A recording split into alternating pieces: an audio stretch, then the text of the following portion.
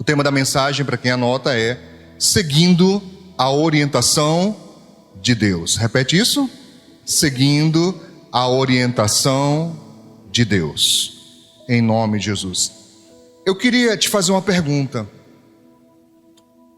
Estamos dispostos a verdadeiramente nos render à vontade de Deus? Isso não é para perguntar a ninguém, é para você se perguntar.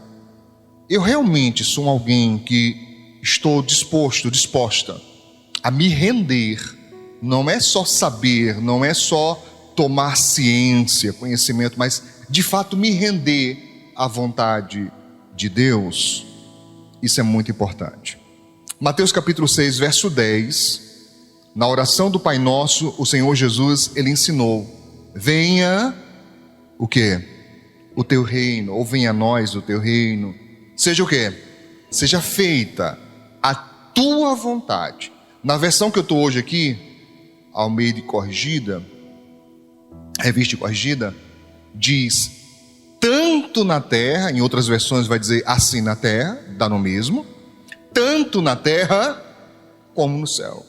Então o Senhor Jesus, na oração que Ele ensina aos seus discípulos, Ele já inclui isso como um ponto importantíssimo, dizendo: Senhor, nós desejamos que o teu reino venha, ou seja, é de volta o domínio de Deus sobre a sua criação. E logo em seguida Ele diz: olha, que a tua vontade seja feita, tanto na terra, ou assim na terra, como no céu. Ou seja, onde Deus domina, a vontade dele prevalece. E isso tem que ser uma verdade também na nossa vida, irmãos. Em nome de Jesus. Amém? Nós vamos tentar discorrer sobre isso hoje. Espero eu que consigamos entender alguns princípios importantes da palavra de Deus. Mas então, alguém sempre me pergunta: pastor, como saber a vontade de Deus? Para algumas pessoas parece uma coisa muito etérea, muito, sem uma base, sem algo concreto. Parece muito subjetivo, vontade de Deus. Parece uma coisa oculta para as pessoas. Mas a verdade é que não é. Olha o que a Bíblia diz em Romanos capítulo 12, no verso 2, que é um texto que eu leio aqui com muita insistência, né?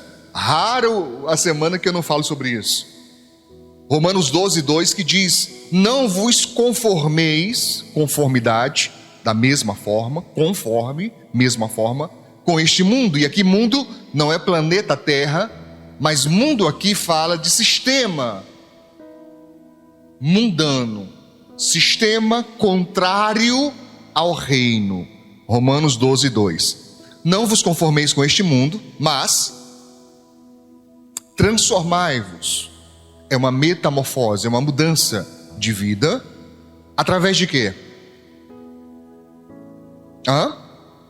Da renovação do vosso entendimento. Veja, o apóstolo Paulo, escrevendo aos cristãos de Roma, ele diz: não sejam da mesma forma do mundo. Ou seja, tenha um padrão de vida baseado não no que as pessoas acham, mas no que a palavra de Deus ela ensina. Irmãos, acredite, na época de Paulo era difícil, hoje é muito mais difícil ainda, porque as pessoas elas vão de contra, realmente contrárias ao que a Escritura diz. E algumas pessoas falam: olha, isso é um pensamento arcaico, retrógrado, é uma coisa antiga, ultrapassada. Não, para nós não. Os valores que a palavra de Deus nos ensina são inegociáveis. Irmãos, entenda uma coisa importante: as pessoas que não são cristãs, e principalmente aquelas que realmente não têm interesse nenhum sobre Bíblia, sobre as coisas da palavra de Deus, elas às vezes esquecem que boa parte da moralidade humana está concentrada nos preceitos judaico-cristãos. Boa parte, eu disse tudo, eu disse o quê? Boa parte da moralidade humana está baseada nos preceitos judaico-cristãos. Se a Bíblia não dissesse: não matarás, prevalece ainda hoje o que muitas culturas tinham. Porque talvez você não se interesse por isso, mas se você estudar a história da nossa região, história do Nordeste, você vai ver que há mais ou menos 50 anos atrás, aqui no Nordeste, se uma mulher traísse um homem, era costume que ele lavasse a sua honra como? Matando. E muitas vezes a polícia não ia atrás. Não havia um julgamento, porque a cultura daquela época dizia: não se mexe na honra do homem. Quando nós falamos sobre isso, o que algumas pessoas entendem? Que nós estamos exaltando o machismo. Não, querido, eu estou apenas citando um fato histórico. No Brasil, há menos de um século atrás, matar era tolerado a dependesse do que fosse o caso. Muitas vezes um pai era assassinado e um filho guardava aquilo na cabeça e no coração: quando eu crescer, vou vingar meu pai. E vingava, mudava de cidade e pronto, ficava por isso mesmo, ninguém ia atrás.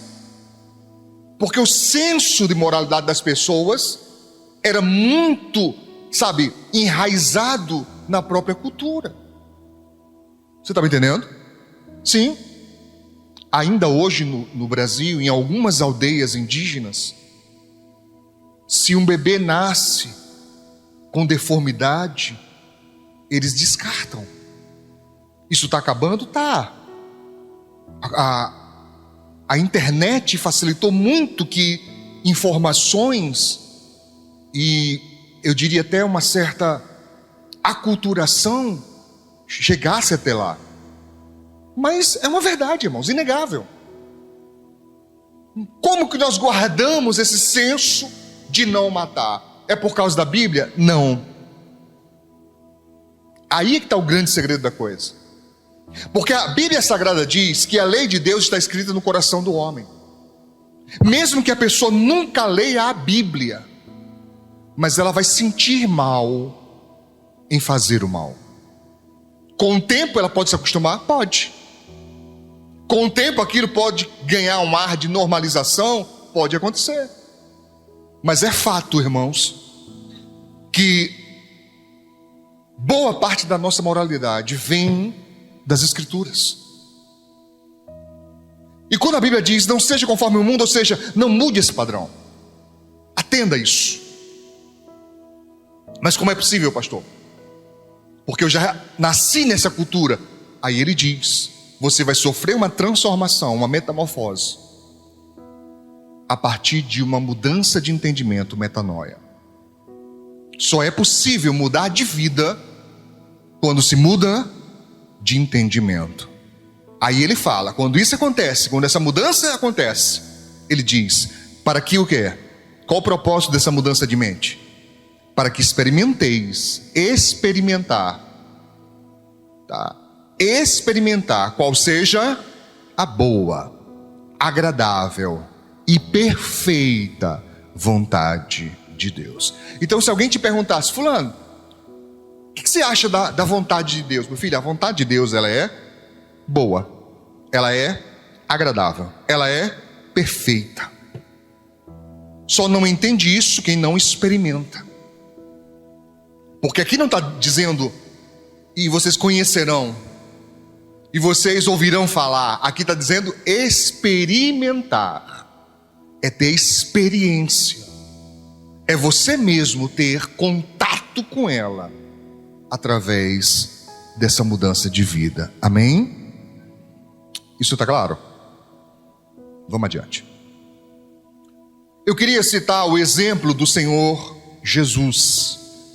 O exemplo dele em Filipenses capítulo 2. Importante que você marque. Filipenses capítulo 2, versos 7 e 8, que diz: mas aniquilou-se a si mesmo, tomando a forma de servo, fazendo-se, capítulo 2, verso 7, fazendo-se semelhante aos homens, e achado na forma de homem, na forma humana, o que acontece?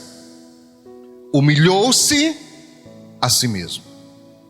Esse é um princípio importante. Alguns ensinam dizendo: os humilhados serão exaltados. Está errado esse entendimento. Não é os humilhados que serão exaltados, mas é quem a si mesmo se humilha. Agora a grande pergunta: quem é que quer isso? Quem é que voluntariamente quer se humilhar? Irmãos, as pessoas hoje lutam para ter razão. E quando as pessoas colocam na cabeça que elas têm que ter razão, e que o seu ponto de vista é o que é correto, acabou-se. As amizades são desfeitas, familiares passam a ficar intrigados. Tem uma pessoa da família, que eu não quero citar nome, que desde a eleição presidencial passada, antes da pandemia, que a pessoa parou de falar comigo. E eu não fiz nada com a pessoa. Eu só expus a minha opinião na minha rede social, na minha página. Eu não falei nada com a pessoa, nada. Eu não critiquei, eu não citei o nome dela, nada. Só porque eu coloquei minha opinião na rede social. A pessoa veio lá, sabe, botou um textão assim, imenso. Aí eu falei no privado, eu falei: engraçado, eu coloco mensagens toda semana nas minhas redes, mensagem da palavra.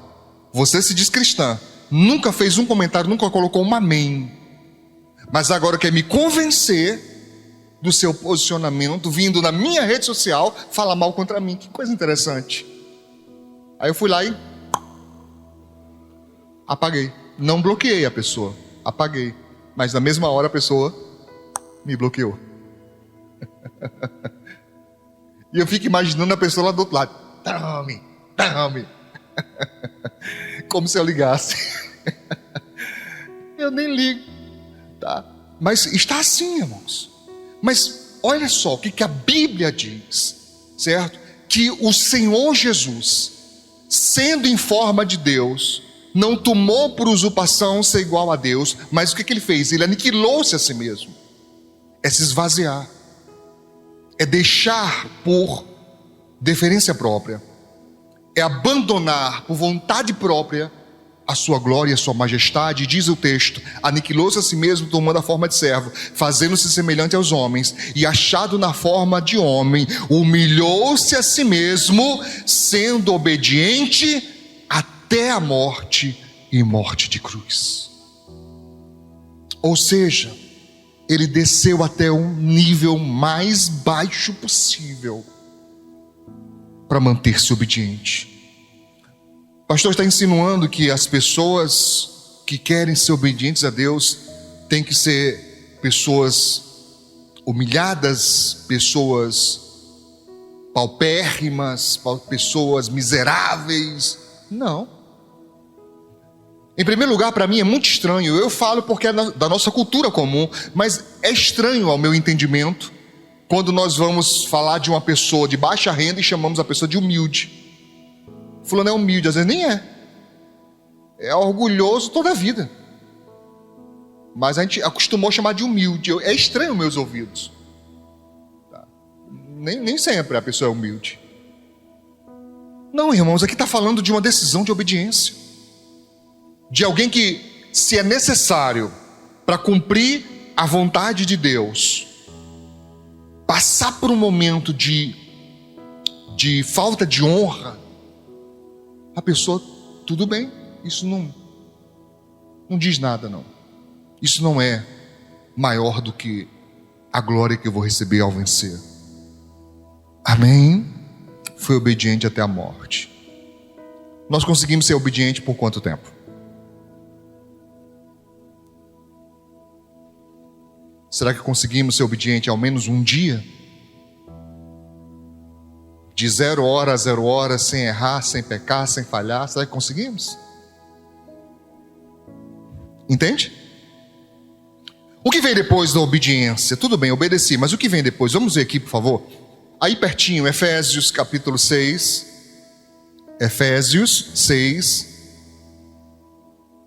Leremos 2 versículos, o 5 e o 6. Efésios 6, versículo 5. Diz: vós servos.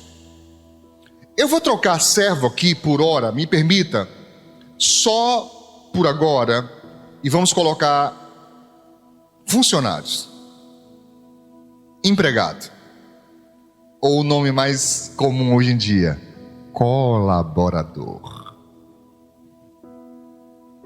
Tudo bem? Vós servos, empregados, funcionários, colaboradores, obedecei a vosso Senhor, quer dizer, ao seu patrão, segundo a carne. Como? Como é que é para obedecer? Com temor, respeito profundo e tremor, na sinceridade de vosso coração, como a Cristo. Aí eu te pergunto, quem faz isso? Quem é funcionário que trabalha, né, com coração sincero, com toda a sua força, com toda a sua dedicação, fazendo como aquele patrão não importasse, mas eu estou fazendo aqui, e eu estou fazendo como eu faria para Cristo. Dá uma olhadinha para o seu irmão agora, não diz nada não, só olha. Aí eu te pergunto, quem nunca falou mal do patrão?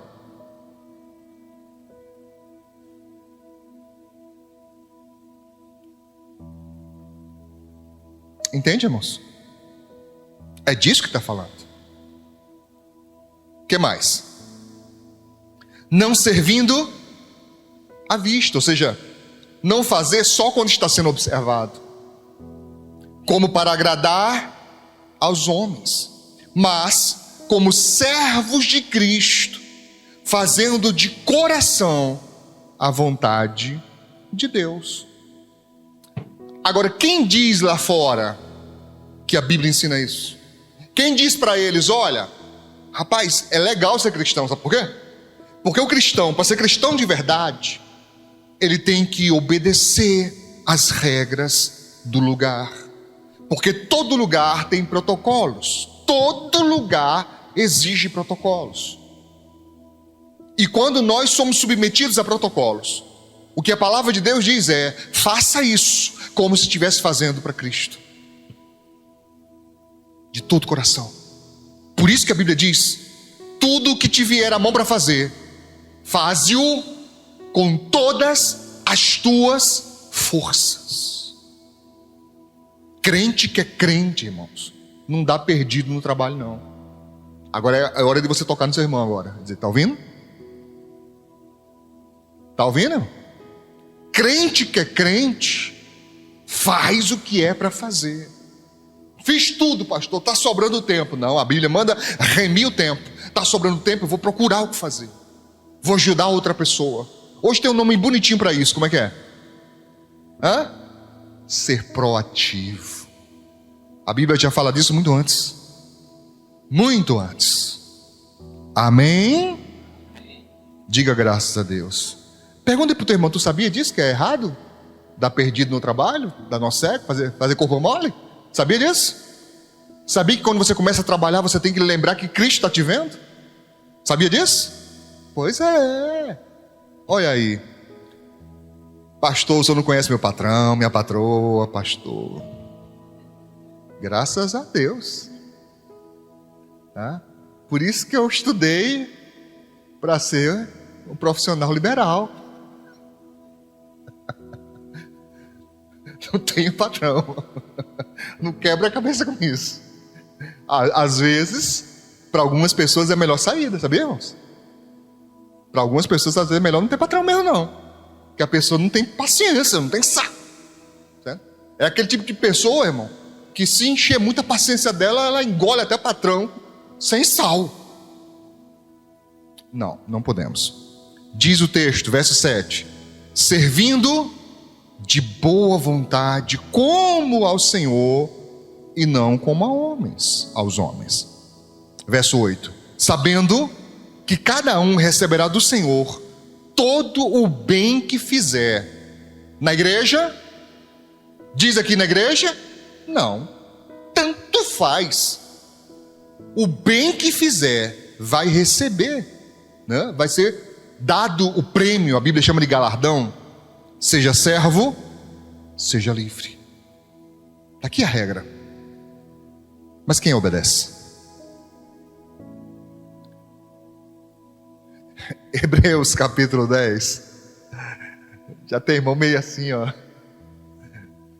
Eita Jesus. Ah, pastor, não precisa disso tudo não. Está na Bíblia, meu filho, eu tenho que mostrar para você. Hebreus capítulo 10, verso 36. Diz assim, Hebreus 10, 36. Porque necessitais de quê? De quê? Paciência. Quem precisa de paciência? Oh, pastor, a minha é tão pouquinha, pastor. Pastor, a bichinha é tão desnutrida, ela. Facinho ela se quebra. Tá?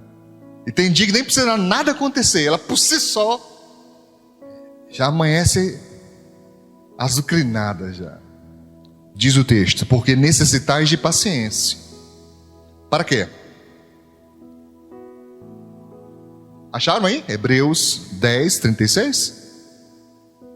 Para que necessitais... Perdão.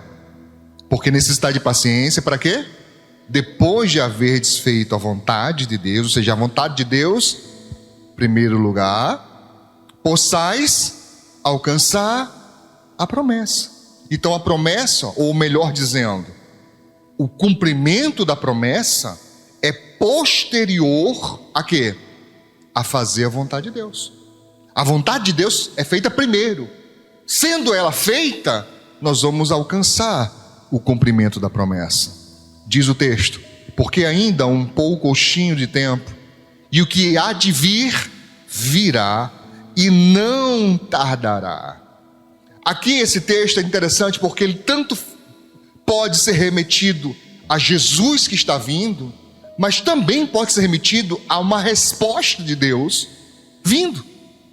Uma promessa de Deus sendo cumprida na sua vida. Mas o justo viverá, e se recuar? A minha alma não tem prazer nele. O justo aqui não é perfeito. Justo aqui não fala de alguém de fato, né, sem erro, sem pecado, sem falha. Justo aqui fala de quem serve a Deus, justificado pelo sangue de Cristo. Aquele que é servo do Senhor, diz o texto, viverá da fé. E se recuar, se retroceder, a minha alma não tem prazer nele. Entenda isso, irmãos. Nós não somos daqueles que retrocedem. Estamos na luta, estamos na guerra, e é até o final. É até vencer. Não tem essa coisa de desistir, não tem essa coisa de desanimar, de parar. Às vezes estamos numa luta muito grande, dá uma certa preocupação, uma luta muito grande, um certo desânimo. Sim, e isso acontece com todos, não se engane. Com todos acontece isso. Você não sabe quantas vezes eu já tive vontade de chutar o pau da barraca? Você não sabe. Botar a viola no saco, meu filho, e ir-me embora? Você não sabe. Porque coisa difícil é lidar com pessoas. É difícil demais. Se você fizer 99,9999% e errar uma vez, a pessoa só verá aquele seu erro. E o que você fez para trás? Não importa. E as pessoas são assim. Entende o que eu estou falando? São assim. Então é difícil. Alguém um dia perguntou: pastor, você não tem juízo não? Eu falei: por quê? Tanta profissão boa no mundo, tu vai trabalhar com problema dos outros? Pois é. Estranho ouvir de alguém que trabalha com isso, né? Que o ser humano é difícil. Mas irmãos, é. Mas a Bíblia diz: nós não somos dos que recuam, retrocedem. Não. Amém? É avante, é até Jesus voltar. Diga graças a Deus. Pergunta importante: você consulta a Deus antes das suas decisões? Eu estava pensando sobre isso hoje de manhã, desde madrugada que eu estava estudando sobre isso, mas hoje pela manhã eu estava pensando que quando nós vamos ao médico, nós achamos que é ele que vai nos consultar, né? Mas na verdade somos nós que vamos consultá-lo.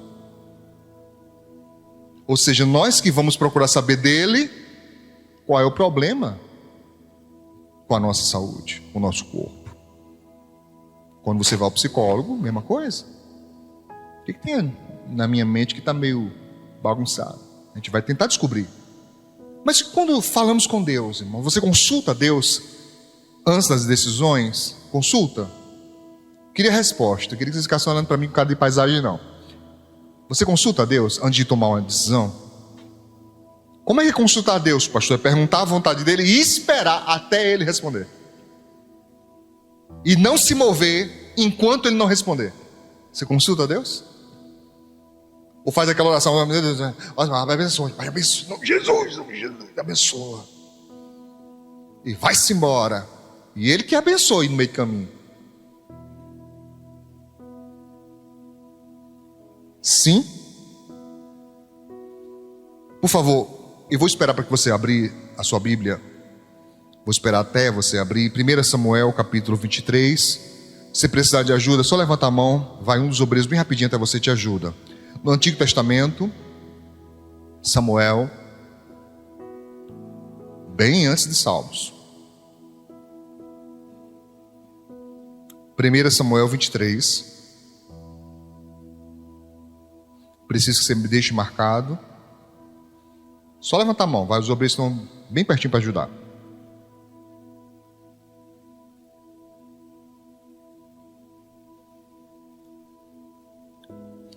Você tem que aprender aquela musiquinha, irmão. Gênesis, Êxodo, Deuteronômio, Juízes e Ruth. O que mais? Samuel, Reis e Crônicas, Estejó, Salmos, Provérbios, Eclesiastes, Cantar.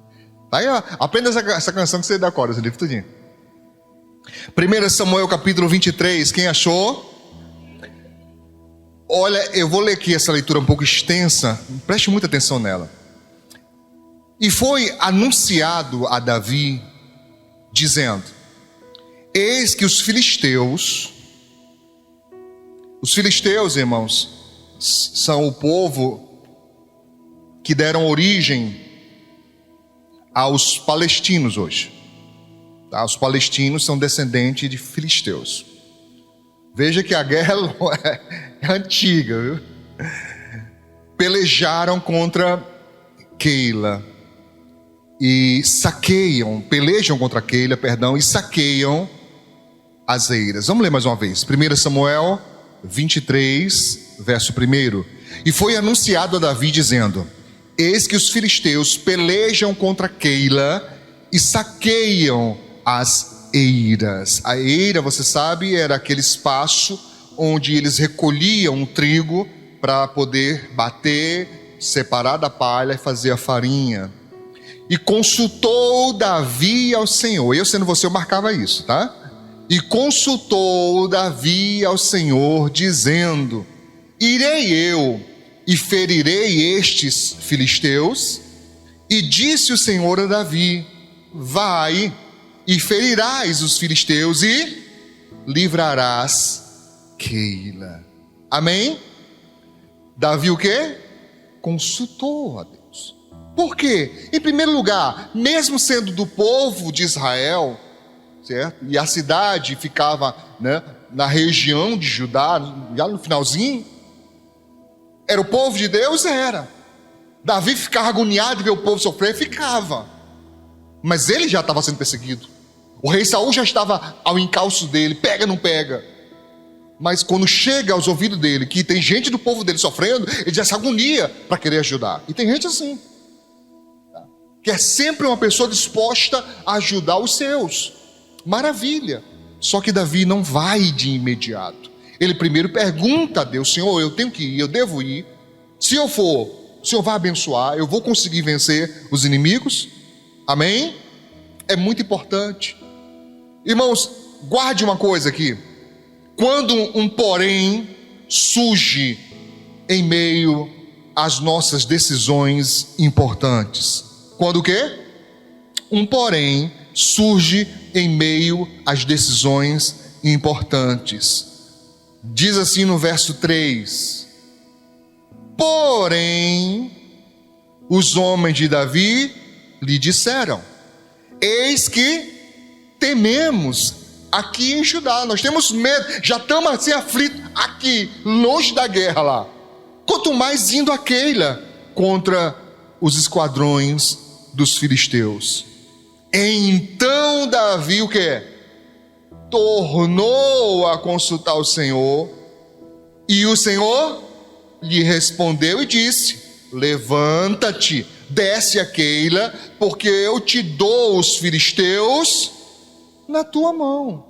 Então Davi perguntou a Deus: Deus, eu vou, se eu for, o Senhor vai abençoar? Vou, pode ir. Quando ele vai falar com os homens, o homem falou: não, está difícil aqui, estamos com medo aqui, porque o rei estava querendo matar todos eles. Davi não podia ir sozinho, ele não poderia vencer só. Então ele volta até Deus, porque ele está em dúvida. E agora? O Senhor vai me garantir mesmo? Eu não tenho certeza ainda. Então eu vou perguntar a Deus. Tem gente, irmãos, que fica assim: eu não vou incomodar o Senhor com isso. Meu irmão, para com isso, meu irmão. Apresenta a tua causa a Deus. Já apresentei antes, pastor. Será que Deus não ouviu? Meu filho, aprenda. Tem muitas e muitas coisas na vida que só são vencidas depois de insistência, persistência. Amém? Veja o que diz o verso 5. Davi guerreando a guerra dos outros. Então Davi partiu com seus homens a Keila e pelejou contra os filisteus, e levou os gados que os filisteus já tinham levado embora, e trouxe de volta, e fez grande estrago entre eles. E Davi o quê? Livrou os moradores de Keila. Foi lá, ajudou, resolveu, fez um estrago grande nos inimigos, trouxe o gado de volta. Eita maravilha! Amém? Mas às vezes, irmãos, existe um plano do inimigo contra nós, e esse plano às vezes é para nos deixar sem saída. Vamos ver adiante um pouquinho o que diz aqui, verso 7. E foi anunciado a Saul. Saul era o rei de Israel, que por inveja, por ódio, queria destruir Davi. Foi anunciado a ele que Davi era vindo a Keila, e disse Saul: olha isso, Deus o entregou nas minhas mãos, pois está o quê? Encerrado, está preso, né? Está cercado, entrando numa cidade de portas e ferrou. Quer dizer, ele não tem saída, não tem escapatória. Ele está acuado, ele vai estar fácil de a gente pegar. Verso 8. Então Saul mandou chamar a todo o povo a peleja. Mandou, olha, chama o que tiver de soldado, manda trazer tudo para cá, para que descessem a Keila e para cercar a Davi e aos seus homens. Irmãos, olha a necessidade de consultar a Deus. Isso chegou aos ouvidos de Davi: olha, Saul está vindo aí, Saul está arrumando o exército, vai vir todo mundo e vai cercar. Aí o que Davi faz? Ele não confia, irmãos, na suposição. Davi poderia supor: não, acabei de salvar a cidade toda, trouxe o gado de volta, quer dizer, esse pessoal no mínimo vai me agradecer. Davi não supôs, ele foi consultar a Deus, e ele pergunta a Deus: entregar-me-ão os cidadãos, é o verso 11, os cidadãos de Keila na sua mão? Primeira pergunta, está assim? Descerá Saul como o teu servo tem ouvido? Segunda pergunta: ah, Senhor Deus de Israel, faze-o saber a teu servo. E disse o Senhor: descerá. Quantas perguntas Davi fez? Quantas perguntas Davi fez? Duas. Ele perguntou: entregar-me-ão os cidadãos de Keila na mão de Saul? Segunda pergunta: Saul vai descer mesmo? Resposta de Deus: descerá. Quantas perguntas? Quantas respostas? Uma. Isso é importante. Verso 12: disse mais Davi: entregar-me-iam os cidadãos de Keila a mim e aos meus homens na mão ou nas mãos de Saul? E disse o Senhor: entregariam. Está me entendendo? Isso aqui é muito importante, irmãos, porque tem pessoas que recebem uma parte da mensagem e são tão ansiosas, me perdoe, precipitadas, que já tomam atitudes. Note, Davi fez duas perguntas, mas Deus só respondeu a uma delas. Como ele não tinha a resposta da segunda pergunta, ele pergunta novamente. Mas claro: Deus, eu quero saber o seguinte, Senhor, esse povo aí, eles são capazes de me trair e entregar a mim e os meus homens nas mãos? Deus falou: entregariam. Eles entregariam você, vão trair você. O que Davi faz? Vai embora, dá no pé mesmo. É o famoso pernas, para que te quero. Foi embora. Ah, fosse ele, não, reúne o povo aí que eu quero fazer um discurso. Como é que pode? Eu fui lá lutar contra os inimigos, rapaz. Venci os inimigos, fiz um estrago lá. Vão demorar um tempão para se levantar de novo contra vocês. Eu trouxe o gado de volta, rapaz. Estou lembrando aqui do Auto Comparecido, não tem jeito. E é desse jeito que você me paga? Irmãos, a gente vai passar por isso, irmãos. Só que não é hora de lamentar. Existem momentos que não adianta você ficar dizendo: eu fiz, eu ajudei. Olha, aqui não adianta, irmãos, não vão querer saber. É você sair fora do problema. Segue avante. Vai esperar Saul chegar discutindo com as pessoas porque não são fiéis? Não, vai, segue o caminho. Amém? Diga graças a Deus. Você está entendendo? Vamos ver um outro momento. 1 Crônicas 14. De novo eu vou esperar que você ache. Samuel, Reis e Crônicas. Depois de Samuel, 2 Samuel, depois Reis, depois Crônicas. 1 Crônicas 14. Aqui, irmãos, é uma lição de nós não confiarmos só, repete, só, uma vez mais, só na experiência. Nós precisamos confiar na experiência, mas não só na experiência. Ah, mas eu fiz antes e deu certo. Sim, você fez antes e deu certo, mas não quer dizer que todas as vezes darão certo. Então, melhor do que supor, melhor do que achar, é você perguntar.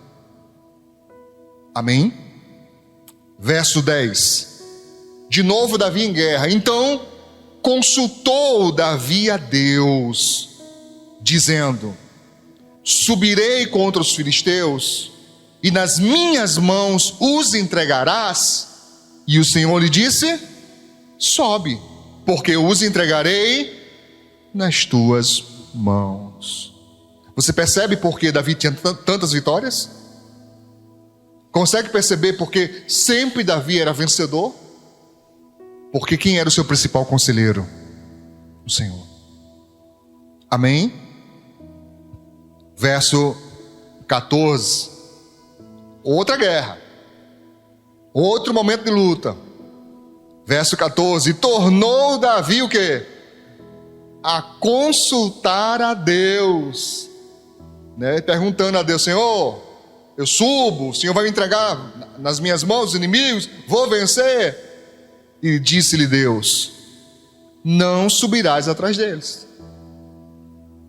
Você notou que das outras vezes Deus sempre disse: pode ir, vou dar na sua mão, pode ir. Mas dessa vez Deus falou o quê? Não subirás atrás deles. Mas, o quê? Anda em roda, ou seja, rodeia por detrás deles, e vem a eles por defronte das amoreiras, lá pelo lado de lá, o lado oposto, lá por trás. Não é para ir não, vai lá por trás e espera. É preciso seguir a peleja, irmãos, sob a direção de Deus. Às vezes a pessoa erra porque ela está pelejando, mas sobre os seus conceitos, baseado na sua própria visão, e não segundo a orientação de Deus. Verso 15, olha a estratégia de Deus. Disse o Senhor: e há de ser que, ouvindo tu o quê? Um ruído, verso 15, de andadura pelas copas das amoreiras. Andadura, marcha. Ruído de exército marchando. Andadura é marcha. Quando ouvir esse ruído, então sai a peleja. Quer dizer, você não poderia sair até que ouvisse esse ruído, esse sinal de Deus, porque Deus haverá saído diante de ti a ferir os exércitos dos filisteus. Davi fez o quê? E fez Davi como Deus lhe ordenara, e feriram ambos, né? Juntos, o exército dos filisteus, desde Gibeão até Gezer. Amém? Estratégia, irmãos. Se Davi confiasse na sua experiência, tá? Talvez ele nem perguntasse mais a Deus. Não, Deus é comigo, toda vez dá certo, vai dar certo dessa vez também, vou fazer, vou agir. Não, meu irmão, consulte a Deus, porque talvez dessa vez ele tenha uma estratégia diferente. Note, desta vez Davi só pôde ir lutar depois que Deus começou a lutar. E os dois, um detrás, que era Davi, Deus pela frente, se encontraram no meio, derrotando os inimigos. Amém? Chama a Deus para a tua peleja, meu irmão. Consulte a Deus. Não acha sozinho. Amém? Eu queria que você abrisse a sua Bíblia em Atos, capítulo 13. Estamos encerrando já. Atos 13.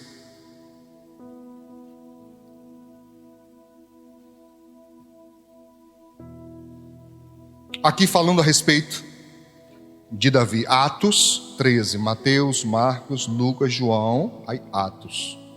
Quinto livro do Novo Testamento. Atos capítulo 13, verso 22. Que diz, falando a respeito de Saul: e quando este foi tirado, quando Saul foi tirado, lhes levantou como rei a quem? A Davi, ao qual também deu testemunho. Deus deu testemunho e disse: achei a Davi, filho de Jessé, varão ou homem conforme ou segundo o meu coração, que executará toda a minha vontade. Agora, quem era esse homem segundo o coração de Deus? Era um homem perfeito? Não. A Bíblia registra dizendo claramente que Davi cometeu um adultério e um homicídio. Saul não fez isso. Mas por que Davi era um homem segundo o coração de Deus? Porque ele não se eximia da sua culpa. Mesmo quando ele cometeu o grande pecado. A Bíblia Sagrada diz claramente, irmãos, que quando o profeta falou: és tu esse homem, Davi. Você lembra a história da ovelhinha, né? De imediato ele já se rende e diz: eu sou culpado. Ele não tenta se esconder, ele não tenta negociar, ele não tenta de alguma forma fazer de conta. Ele diz claramente: eu sou culpado. Era alguém que tinha no seu coração o quê? O desejo de agradar a Deus. Amém? Uma vontade de quê? De agradar a Deus, de servir a Deus. Então aqui é dito: ele vai executar toda a minha vontade. Ele só fez a vontade de Deus? Não. Ele fez a sua vontade também, Davi. Mas quando ele errou, ele aceitou o preço daquilo. Então o que a Bíblia está falando? De quê, pastor? De um homem, irmãos, que está decidido a atender Deus, a fazer a vontade de Deus. Então é muito importante que nós não nos esqueçamos disso. Fazer a vontade de Deus. Pastor, mas a situação está calamitosa, pastor, a situação está difícil, pastor, você não tem ideia. Talvez eu não tenha, talvez ninguém tenha ideia do que você está passando. Mas uma coisa é verdade, irmãos: o plano de Deus, a vontade de Deus, não é que você sofra, não é que eu sofra. Está escrito claramente: boa, perfeita e agradável. Eu preciso experimentar isso. Como é que eu faço para experimentar, pastor? Consulte a Deus, pergunte a Deus: Senhor, está aqui, eu não sei o que fazer, está tudo estranho, está tudo esquisito, está um negócio, sei lá, o que eu faço, Deus? Espere Deus falar. Mas pastor, eu já esperei, já faz um mês, já faz um ano. Não importa, espere Deus falar. Você não está perdendo tempo. Quando você espera no Senhor, você não está perdendo tempo. Talvez Deus esteja querendo que você aprenda uma lição. Talvez Deus está querendo que você, quebrante alguma coisa dentro de você, transforme alguma coisa. Porque note, só vamos experimentar a vontade de Deus depois da transformação. Então, às vezes a pessoa está naquela luta: eu não sei, pastor, sei qual é a vontade de Deus, eu não entendo porque tudo está acontecendo na minha vida. Talvez está faltando essa mudança de vida e de mente. Mas espere a vontade de Deus, consulte a Deus, porque no final das coisas, irmãos, o que a Bíblia diz é que melhor é o começo do que o fim. Amém? Não. Desculpe, pegadinha. A Bíblia diz não, irmão. A Bíblia diz que é melhor o fim do que o começo. E tem gente que fica preocupado: vixe, pastor, só vai ficar bom lá no fim. Isso é uma boa notícia, filho. Isso é uma excelente notícia. Porque a cada dia vivido, a cada semana vivida, a cada mês, a cada ano vivido, pela promessa de Deus, vai sendo melhor do que o começo. O problema é que a pessoa tem memória curta. Ela não lembra do que Deus já fez. Ela não lembra de como Deus já agiu. Ela só lembra do que está passando, da luta que está passando. Mas da resposta, do milagre, não lembra. Você precisa lembrar de Deus já fez, irmãos, na sua vida. E se Ele não fizesse nada, ainda que Ele não fizesse nada, ainda deveríamos ser gratos pela vida. Amém? Mas Ele faz. Consulte a Deus. Aplauda o Senhor Jesus.